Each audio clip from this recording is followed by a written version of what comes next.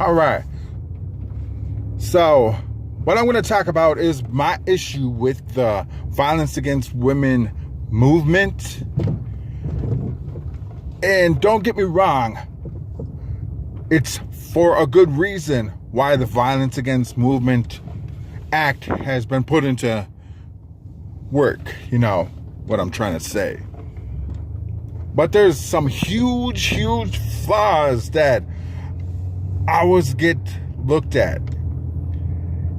And another point that I want to bring up before I even go into what I'm going to talk about is that the stage that the Violence Against Women Act is in is more so of a toddler, terrible twos stage. Like it was in an infantile stage before, and like where they were trying to find a voice, and there was so much there. They felt so helpless, infantile. But now they're in a toddler stage where they got a voice, but now they're whining about everything and anything and everything they are whining about. Toddler, terrible twos, that's where they're at. And so there's a lot of issues that they bring up, and they try to nitpick everything. And there are huge problems because they do not look to understand why these social norms are the way that they are.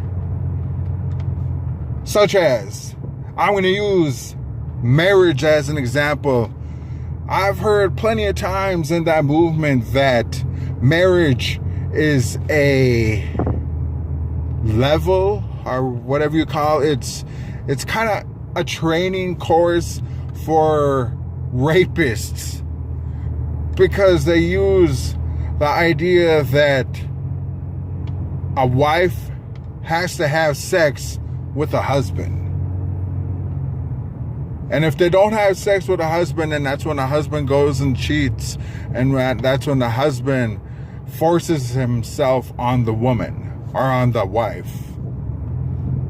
And I am not talking about these instances where stuff like that happen. I'm talking about the women do not look at their place in these relationships. They do not look at how they have contributed to the mindsets and the falling out in their relationships. They have all these excuses. Like so like, I can't remember the right percentages, but like half of marriages end in divorce, right? Something like that. But then 70% of them divorces are because the bedroom became dry. And I think that is really relatable to the frustration that women have, and they do not see that their part in the relationship. Like I heard a lot of them say like, oh, the husband just waits around like a pitiful little dog for any time that they can get sex. And I've heard a lot of men in that movement talk about that's how they are. They're like, oh, please give me some. Oh, can I get some? And it just kind of feeds into their ideology. And it's wrong. So why is that wrong? It's wrong because when that relationship started, the women, in most cases, or in a lot of cases, was pretty sexual, and a lot of them have admitted that. And women really need to think about that. In the beginning of the relationship, how into sex were you? And a lot of them will say sex was, yeah, I love sex. I love my husband. I love having sex with my husband. But then somewhere along the way, they come up with these excuses. And that's what these are excuses. Where, oh, well, I'm tired. Oh, well, the kids. Oh, well, I gained weight. Oh, well, I just don't have the energy that I used to. Oh, excuses. That's all those are. Oh, because the husband stopped buying me flowers and doing romantic things. Oh.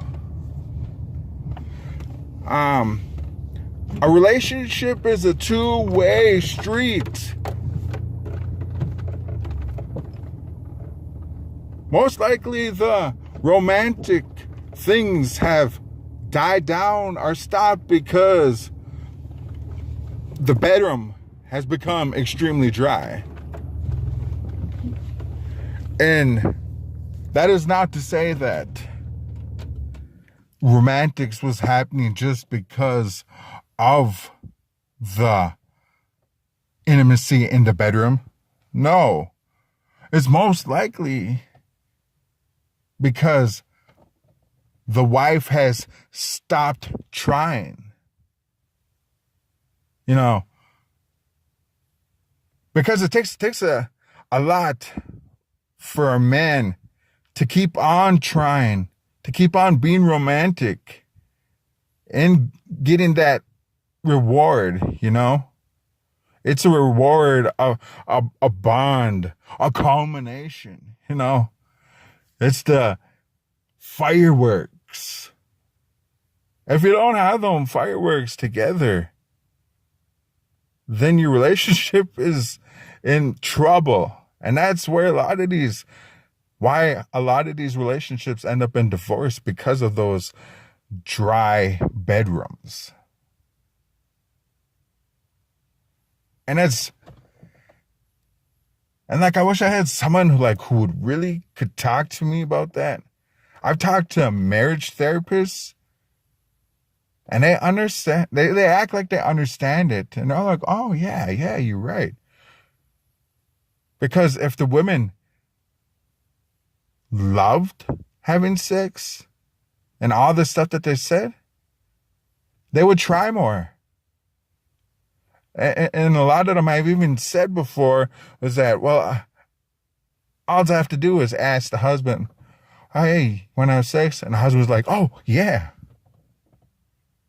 Because they've been trying so hard to have sex. And again, I want to make a point is that that's not what the relationship is about. That's not what they're looking for. That's not all that they want. But it's the fireworks. It's the culmination. It's the connection, the physical connection. And the physicality is very, very important. They have the emotional connection, the mental connection, and even a spiritual connection. But without the physical connection, it's not a full relationship. And so that lacks. And the relationship has nothing to do but either end or dry up itself. And and I bet a lot of that 30% that stick through it just because they got in their mind that, well, I got to have this relationship last. Like, their word is stronger than oak type of thing. So I think that's really, really awful of how the Violence Against Women Act uses that as say that's a training for rapists.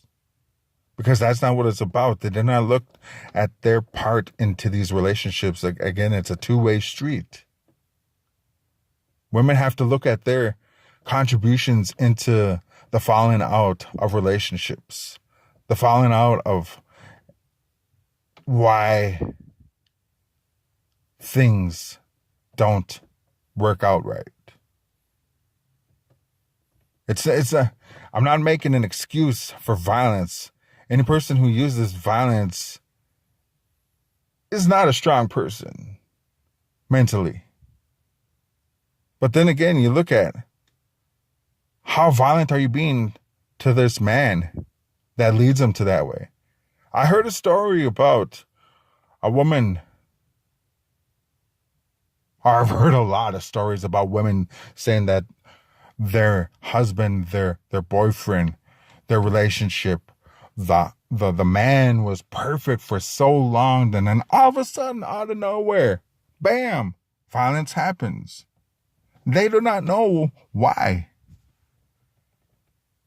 Because they do not look at themselves and how violent they are emotionally, mentally, and spiritually to that man. They do not look at that. They do not look at themselves.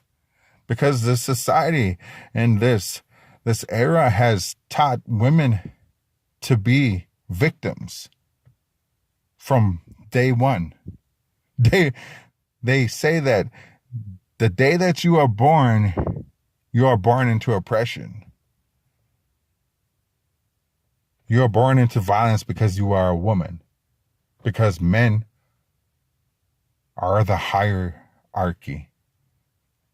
You are born into oppression because of patriarchy. And it's not even patriarchy, it's the roles.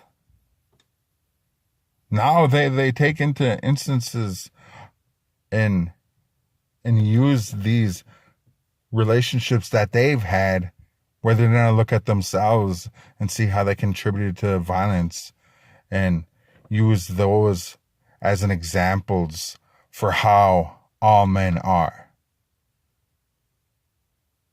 Good women find good men and they stay with good men. Good men are turned into bad men because of bad women. That's why there's that saying, nice guys finish last. And they're going to always lose to bad guys because females always go for bad guys. It starts off from a very young age, even a toddler, child age. Females do not look at how they contribute and treat boys. At puberty, at that teen age, look at all the females, how they treat these boys who are the same ages as them, because they haven't started puberty. They leave them for an older boy, a more mature boy. And already build this mindset into you got to be a bad guy. You got to be a certain way. You can't show that you care too much. Females say that it's all the guys teaching each other that. They teach each other that is because that's how women and females show them that they got to be. Because if you are vulnerable, they will tear you up. They'll tear your heart open and they'll kick you to the curb.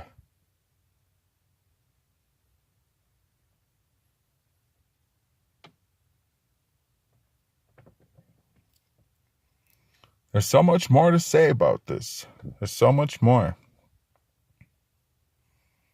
I just wanted to drop this.